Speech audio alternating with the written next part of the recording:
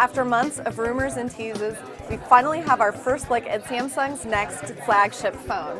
I'm Jessica Dalcourt for CNET, and this is the Samsung Galaxy S4.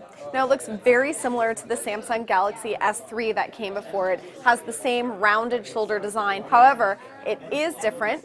It is thinner, just a little bit. It's a little bit lighter, and the back is also straighter. Comes in two colors, this frosty white color, and it will also come in a black shade for now.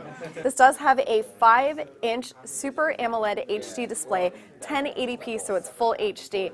It runs Android 2.2 Jelly Bean, that is the most recent version. Has Samsung's Touch Wiz interface on top of that as well. Samsung has added a lot more gestures and features onto this phone.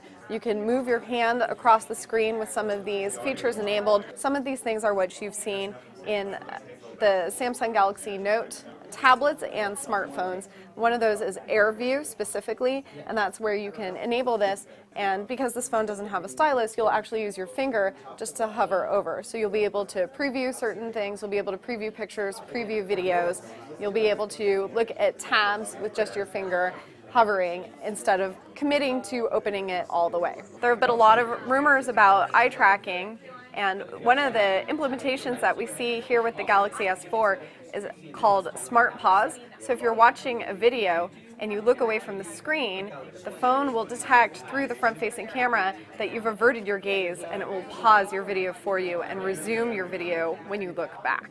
If you've got your own separate pedometer, Samsung wants you to toss that away and use its S Health app instead. It can track your calories burned and your calories in when you tell it what you've eaten. Like the HTC One, a competitor, Samsung's Galaxy S4 has an IR blaster in the front that will boot up an app. You can control your TV using it, things like volume and even playing on-demand shows. There are a ton of new camera features on here. Some of them have been borrowed from other devices. There's just a bit of a difference in the interface, so it's much more visual.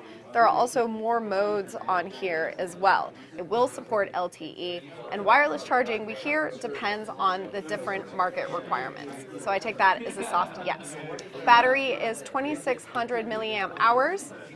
And there is 64 gigabytes of internal memory. So overall, there's a lot going on with this phone. We have the updated specs that we were expecting. The look and feel is definitely more evolution than revolution. It looks very, very similar to the Galaxy S3 before, but different enough that you can tell it is a brand new phone. So stick with us, we'll have much more to come. I'm Jessica Dalcourt from CNET. This is the Samsung Galaxy S4.